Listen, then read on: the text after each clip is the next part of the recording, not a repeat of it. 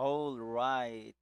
Hello, everyone. My friend here in YD, and again, share your story, Ronnie Harabel. Kamusta po kayong lahat, mga kapatid?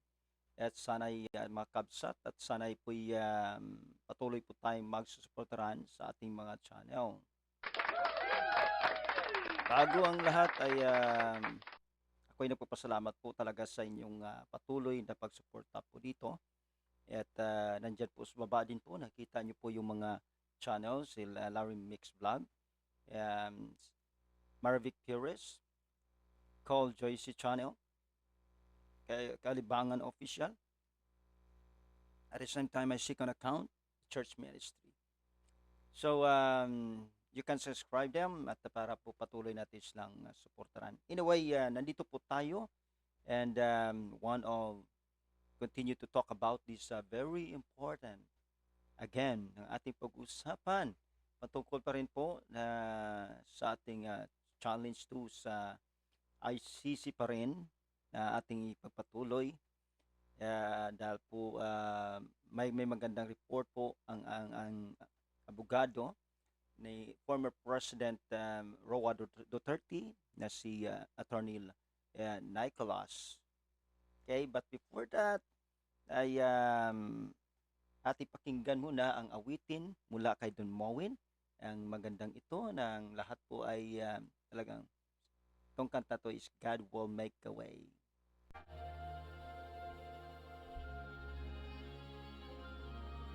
Anyway, anuman po ang ating mga pagsubok, anuman mga problema nating dinadaanan, alam po natin may Panginoon. Lahat po ay God will make a way. Sabihin po natin yan, God will make a way. God will make a way where there seems to be no Samahan niyo po ako na kantahin muna natin ito. works in ways we cannot see. He will make a way for me, and He will be my guide. Hold me closely to His side, with love and strength for each new day. He will make a way, and He will make a way. Wow, ang ganda ng songs nito. From Don Moen. He works in ways we cannot see.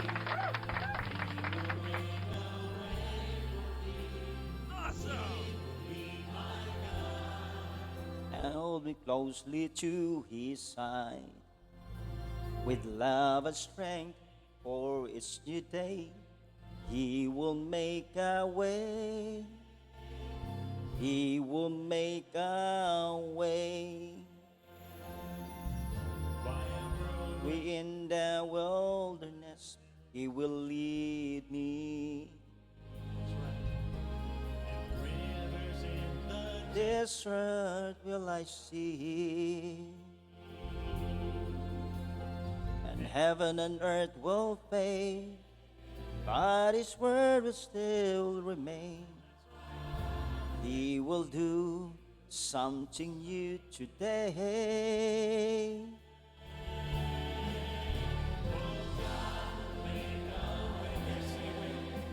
Yes, ang lahat po ay may kalutasan niya.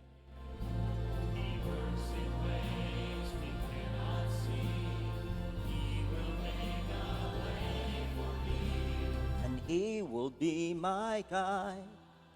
Hold me closely to His side.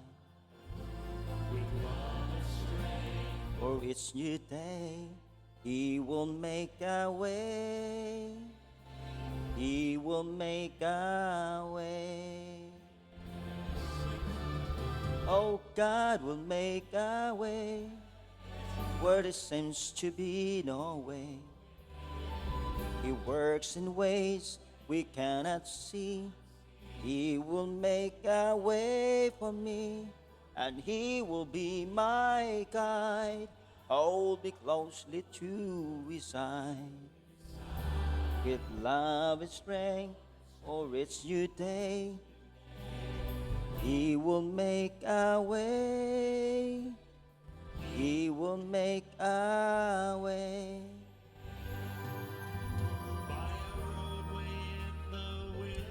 Anyway, mga kapatid, ito'y napakaganda po na awitin.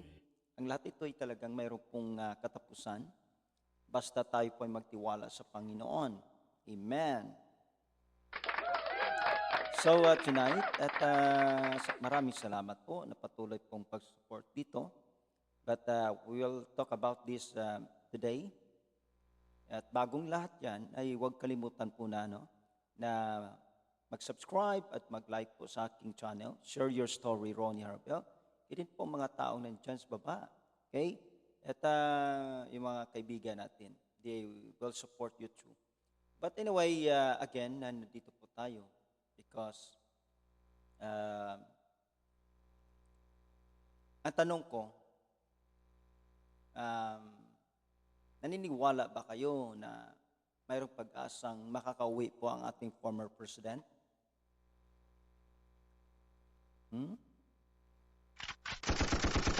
All right. Ako'y naniniwala.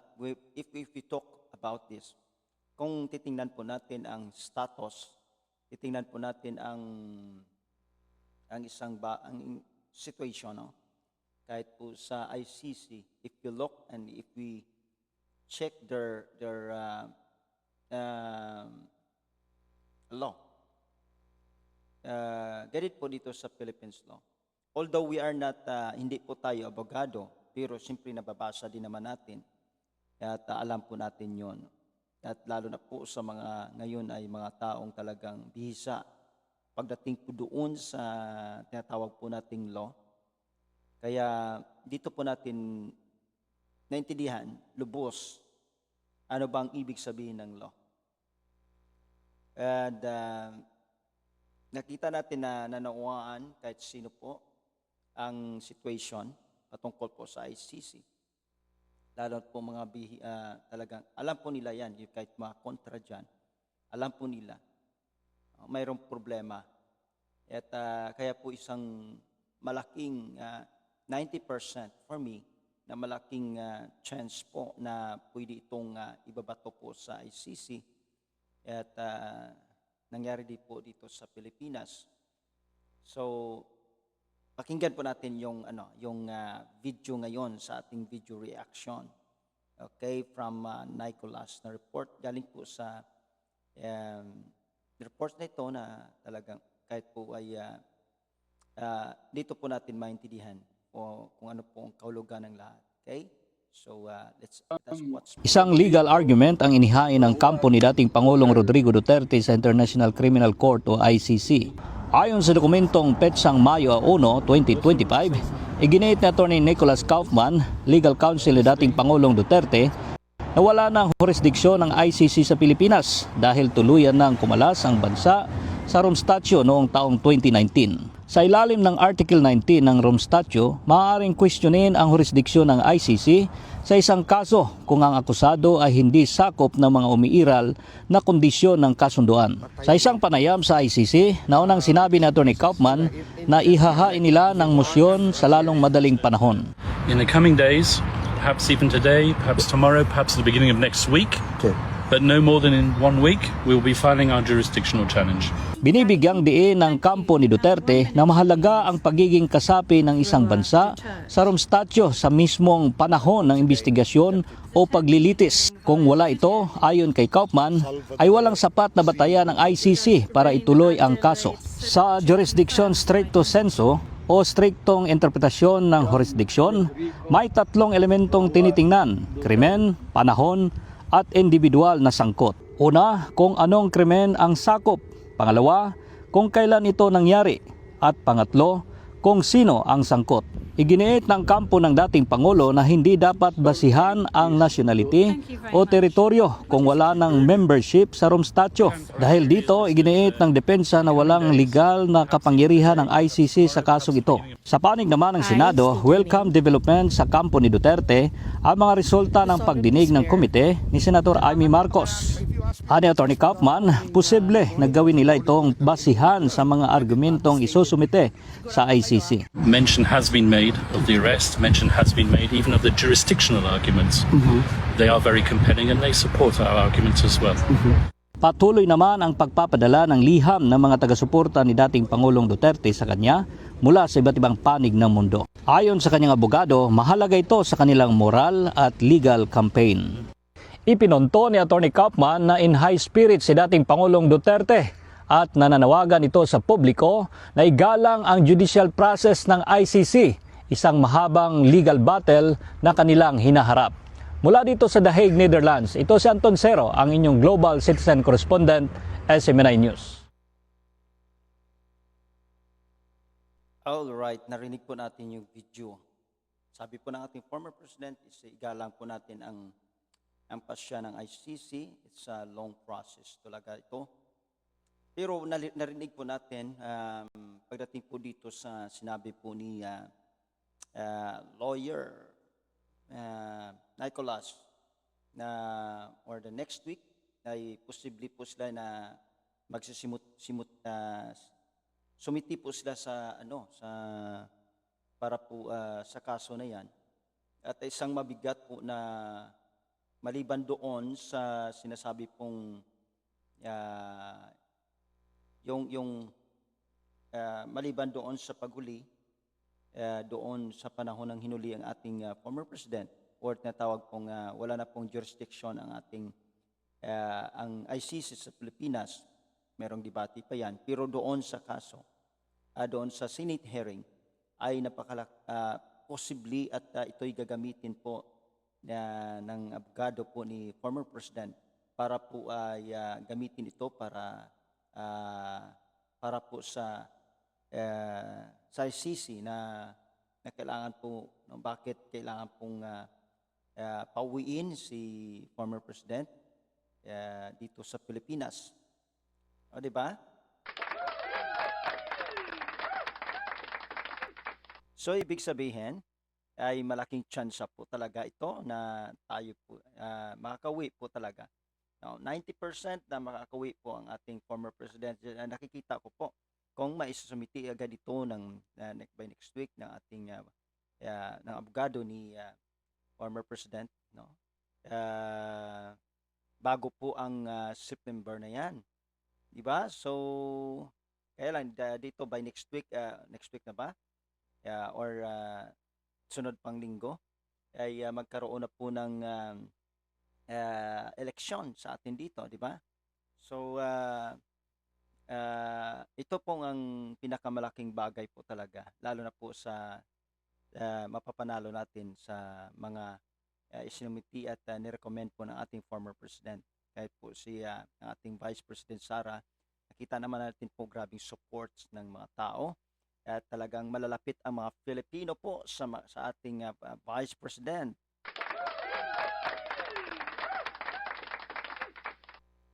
Awesome! Oh, di ba?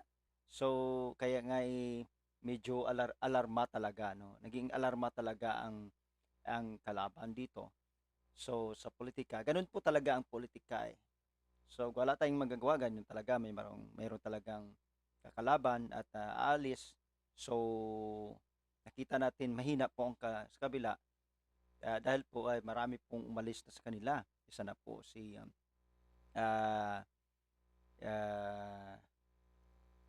sino ba to? Nakalimutan ko itong sina Amy Marcos at mga senators pa, no, na talagang kumalas, no? So I don't know kung alam niyo po si Senator Lacson, si Lacson po, no, kung kumalas siya pero parang nag-independent yata yan eh.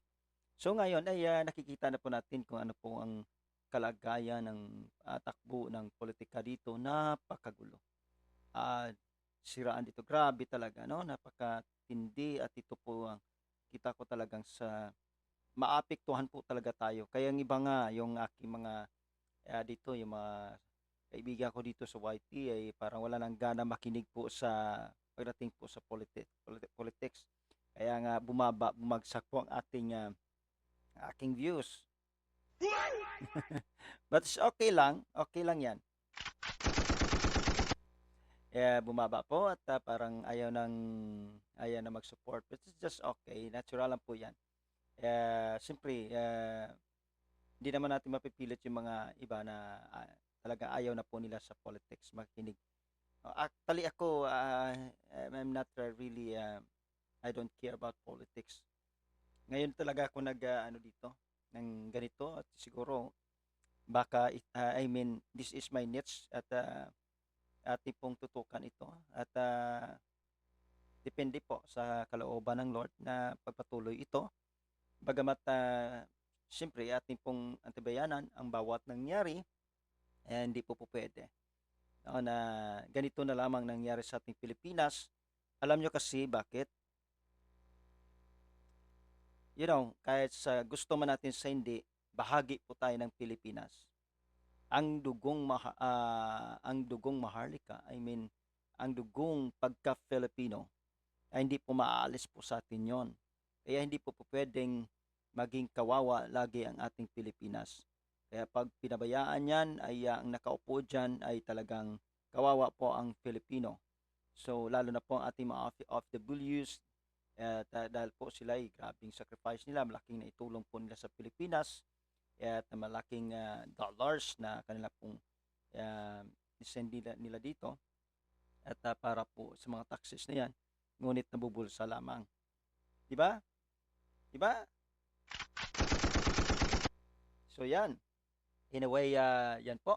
At narinig natin po ang chances, no, na sinabi po ni lawyer Nicolas na there's a chance po talaga gamitin at gawa nila po ng paraan upang ito'y mapawi ang ating former president. Pero actually, kahit po sino, kahit hindi po tayo abogado, napakatibay po talaga ng ebidensyang ito na ginawa nila kay former president. Kaya po maraming Filipino ang talagang nasasaktan at hindi naman po sila binayaran yan. Alam nyo kasi ang mga Filipino, it's part of our culture na madamdamin yan eh. Yan po ang Filipino. Ipaglalaban po talaga nila yung katotohanan. Di ba? Hindi man lahat, pero almost of the Filipino because of the traditionally and because culture natin yan. No, 'di ba? Kahit po yung ating mga magulang, kahit po ganyan na po sila katanda. Okay, hindi tulad po sa western na kapag ang kanilang magulang ay gano'n na pong edad ay pinababayaan na lamang po at dinadala doon sa home for the aged o kaya ang tawag dito at doon na po pinapalagaan.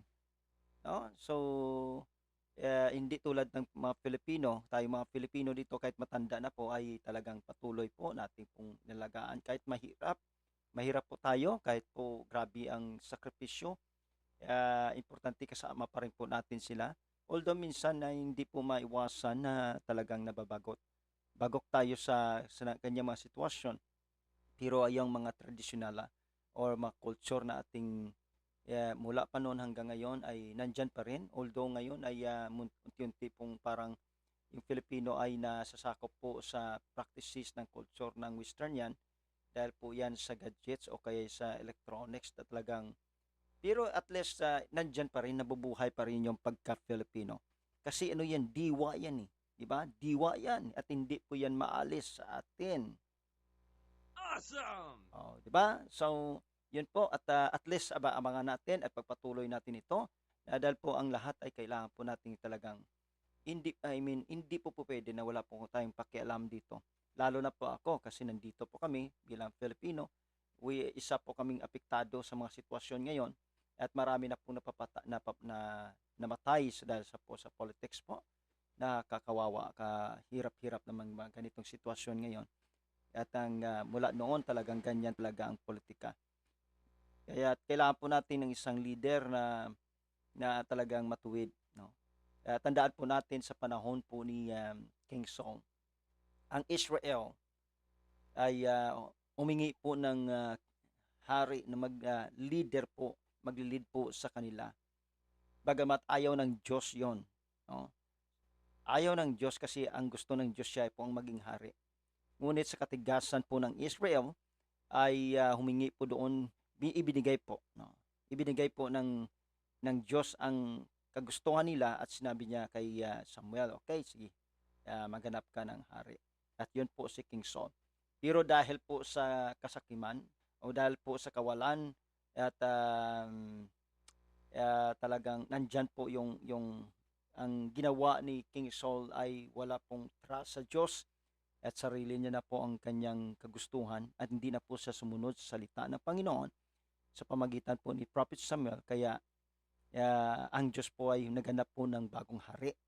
Bagamat hindi po ganun agad, marami pong dinaanan at katulad po ni King David. Kaya nga si King David ang pinili ng Diyos, no, nung nakita siya ni Prophet Samuel, at sinabi ni Prophet Samuel, siya yan. Mula doon sa nagpapasto lamang si King David. Pero ang kanyang mga kapatid ay talagang matitigas ang katawan, malulusog at matatangkad at talagang grabe. Kung physical lang ang titingnan mo, sabi ni Prophet Samuel, ayun na. Pero hindi pa pala, no?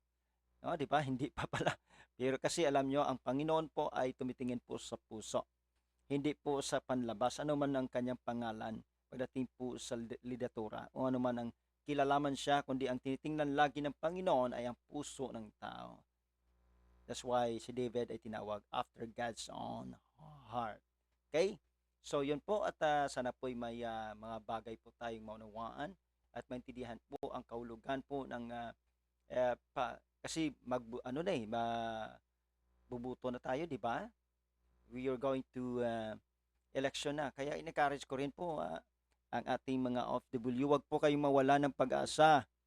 Minsan kasi tricks din yan ng ng kalaban na para ganun daw. Actually, ngayon electronics, ako ay naniniwala po sa electronics. At kung mayroong mangdayaan, at least wala tayong magawa pero at least nagbuto po tayo. We vote. Kailangan po talaga nating magbuto sa election. Kasi kailangan po ito. Ipanalo po natin ang dapat ipanalo. At dapat ipaupo ang dapat ipaupo. It is a challenge for us. Kung challenge ito sa ICC, challenge din po sa OFWs, sa ating lahat na bumuto po ng tama, bumuto po ng karapat-dapat na tao. Patandaan natin, hindi po ang Diyos ang naglagay kung sino man ang ibubuto natin. Kaya mayroon po tayong isip, mayroon po tayong puso, mayroon po tayong pananaw, pag-unawa upang sino po ang ating bubutuhin. No? Hindi dahil po binigyan ka, nilagyan yung sobre para bigyan ka, para bubuto sila for straight. Kailangan po intindihin natin ng maayos. No? Sino ba ang karapat-dapat? Kaya pakinggan po natin si Vice President Sara, Okay, pakinggan po natin. Let's unite and let's hear the conclusion. Kung ano pong hinihingi. Sabi kinakailangan po, let's hear the conclusion. Pakinggan po natin si Inday Sara para po sa ito'y kabutihan ng mga Filipinos. Okay, it's time to vote. It is a right to vote, mga kapatid. Okay, it's right to vote.